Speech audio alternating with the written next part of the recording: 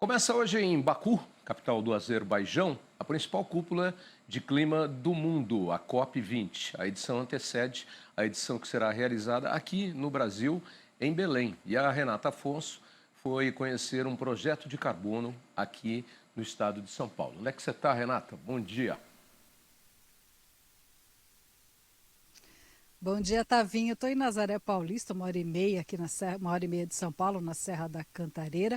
É a sede do Instituto de Pesquisas Ecológicas, é um instituto muito bacana que trabalha com produtores rurais aqui na região e também no sul de Minas Gerais. Estou ao lado do Alexandre Ueso, que ele é coordenador desse programa, desse projeto de carbono do IP. Alexandre, bom dia, obrigada pela participação. É um projeto muito bacana, né? Hoje inicia a COP29, muito tem se falado que o projeto, né, a crédito de carbono, vai ser um dos temas, em discussão lá na COP 29. Mais do que falar, a gente precisa colocar em prática, né?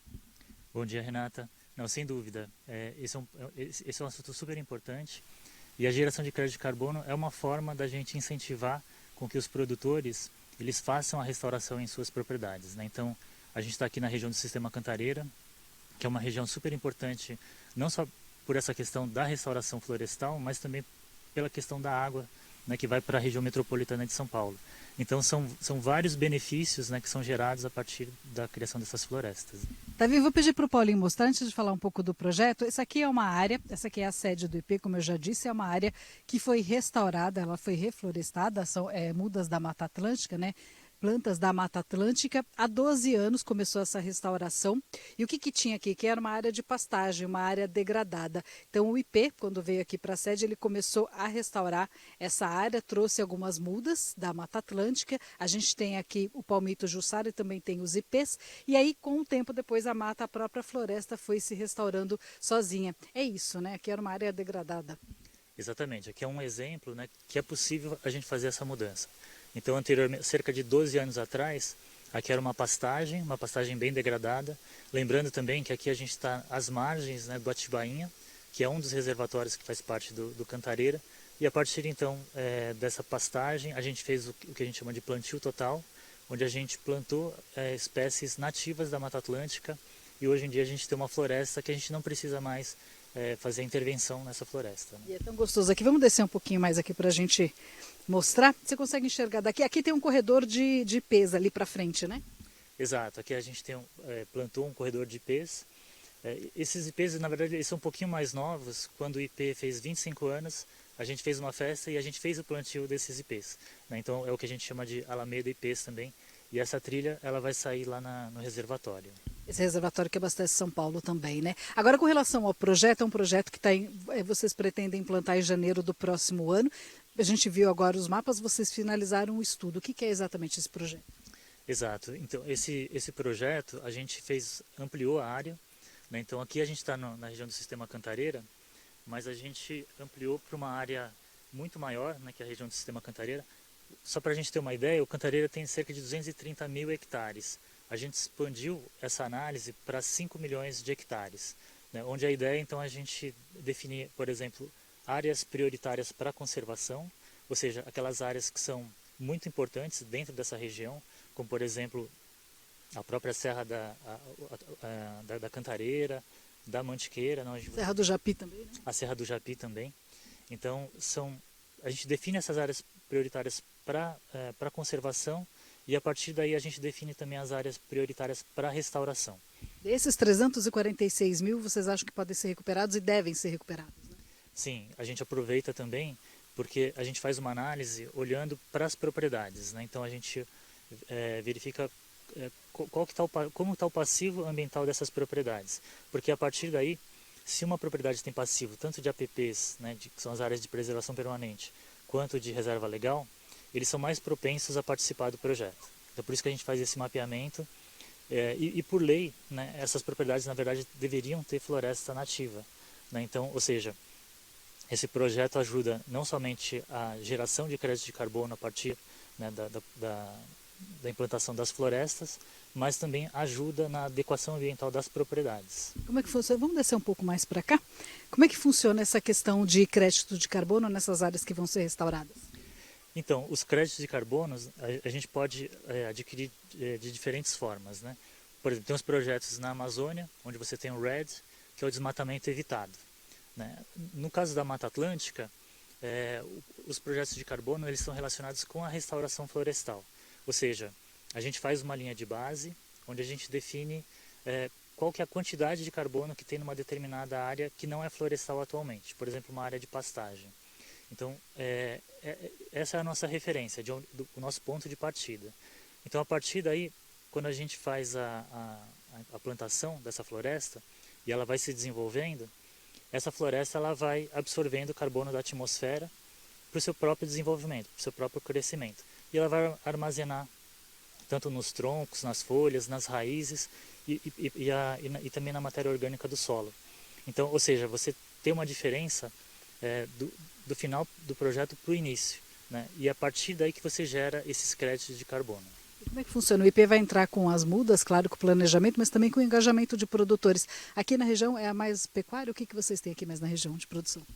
Então, quando a gente olha só para o Cantareira, tem bastante pecuária, né? Então quase 50% é pecuária, mas quando a gente olha para essa região mais ampla de 5 milhões de hectares, que pega a região também do PCJ, né? que são as bacias do Piracicaba, Capivari e Jundiaí, aí já entram outros usos do solo também. Então você tem pastagem, mas você tem cana-de-açúcar, soja, então é uma área que tem muito mais agricultura nesse caso. E o engajamento muda em relação, por exemplo, à pecuária? O produtor às vezes já pode ter área degradada, uma questão de soja. Como é que você trabalha essa questão de o produtor provavelmente está tendo lucro ainda?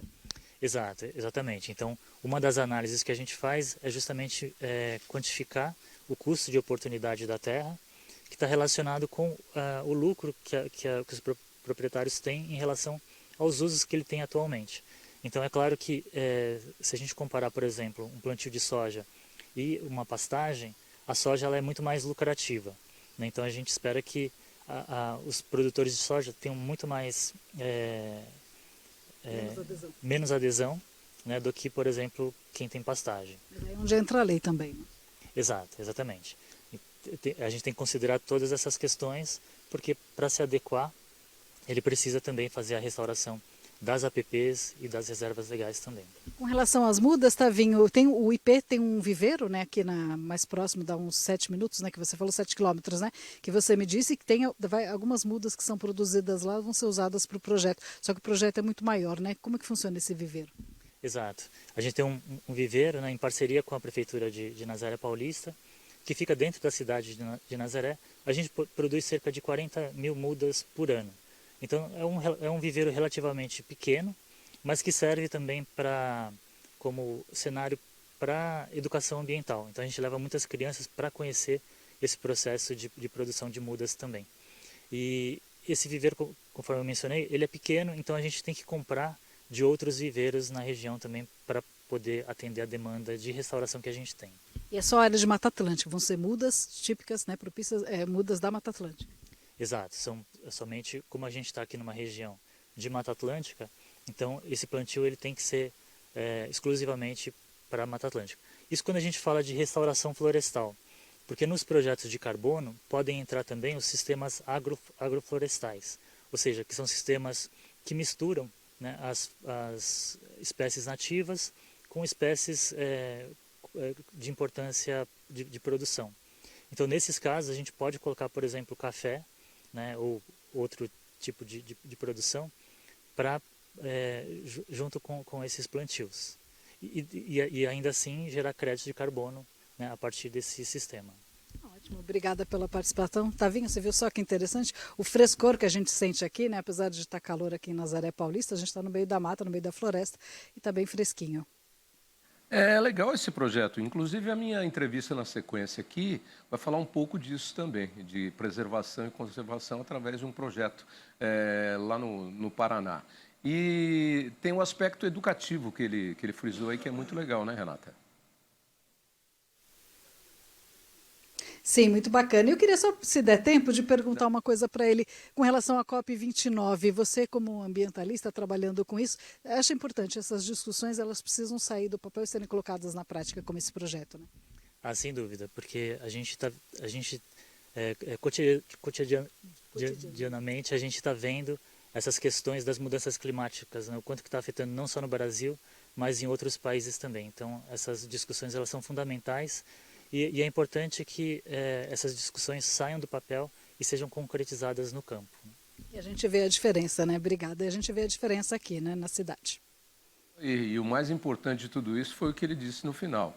É importante que saiam das discussões, saiam do papel e entrem as ações, né? Porque o que a gente vê muito por aí, e nós temos um problema nesse momento no nosso país, que é o corte de gastos que o governo precisa fazer e não consegue chegar num acordo, que é a discussão, a discussão, a discussão, a discussão, a discussão. E a ação, que é o que promove realmente a realização das coisas, acaba não acontecendo. Muito bom, Renata. Obrigado aí pela participação. Abraço para esse pessoal todo aí.